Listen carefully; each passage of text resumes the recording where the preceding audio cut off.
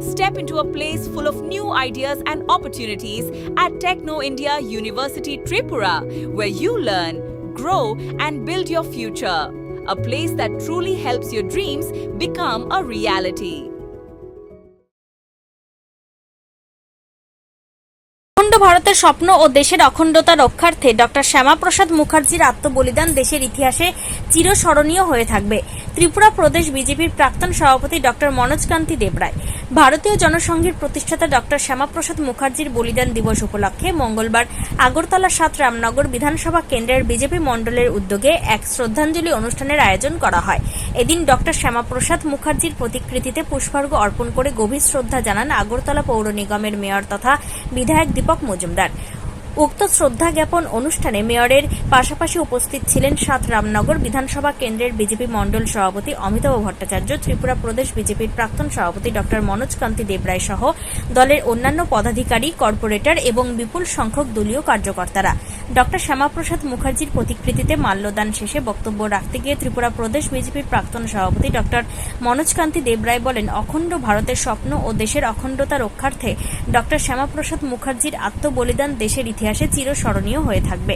Doctor Shyamaprasad মুখার্জির আদর্শ, দেশপ্রেম ও চিন্তাধারাকে ফাথাই করে বর্তমান বিজেপি সরকার এবং কার্যকর্তারা দেশ তথা ত্রিপুরা রাজ্যের সার্বিক উন্নয়নে নিরলসভাবে কাজ করে চলেছেন। ত্রিপুরা থেকে বিক্রম কর্মকারের report, crime press, Bengal news.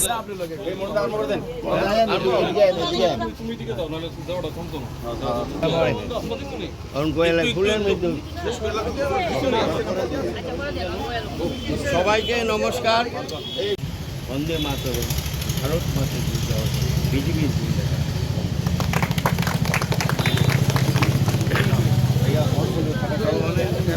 Bharat মাতা কি জয়, ভারত কেশরী শ্যামাপ্রসাদ মুখার্জি,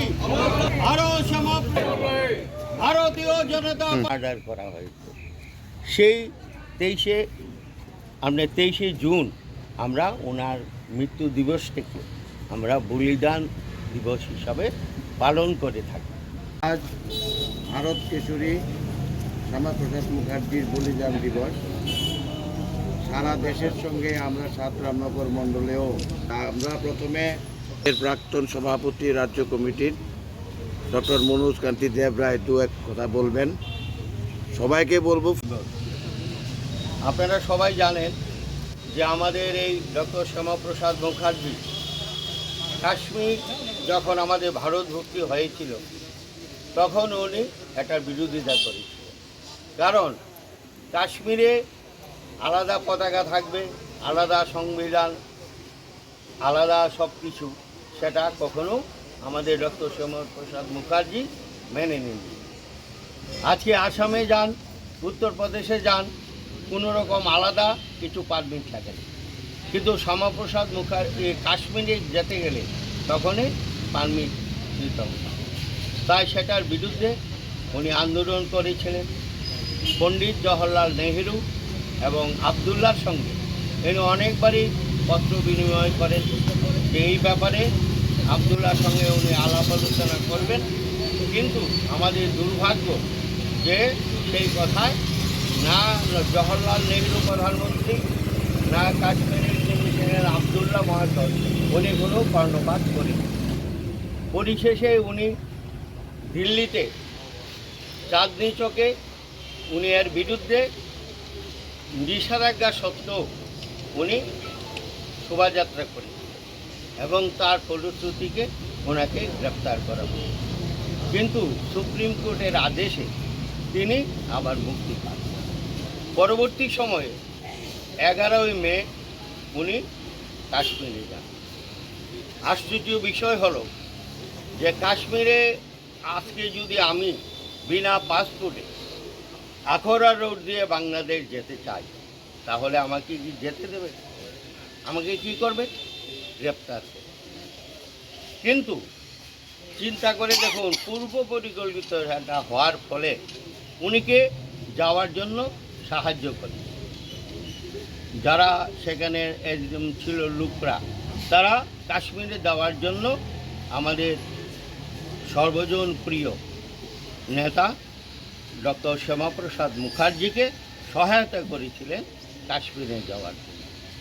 এবং ওনার সাথেই ছিলেন আমাদের শ্রদ্ধেয় প্রধানমন্ত্রী Atal Bihari Vajpayee.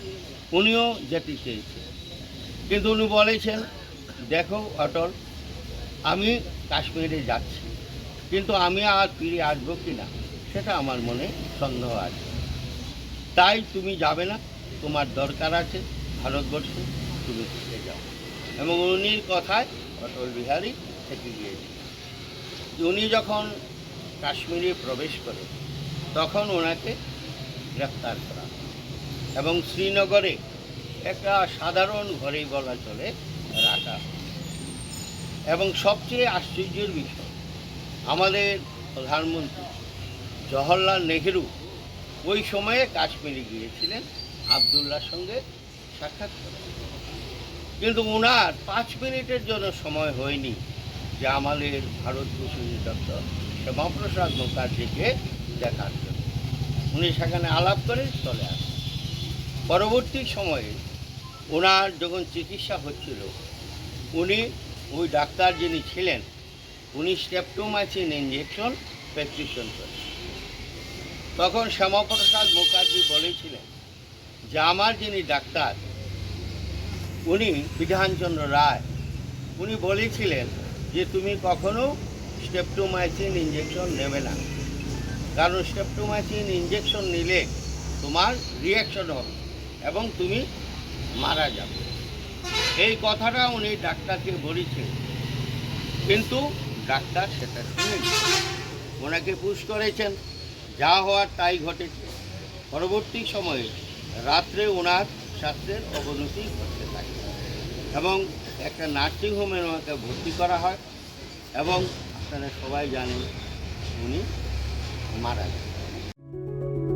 Step into a place full of new ideas and opportunities at Techno India University Tripura, where you learn, grow, and build your future.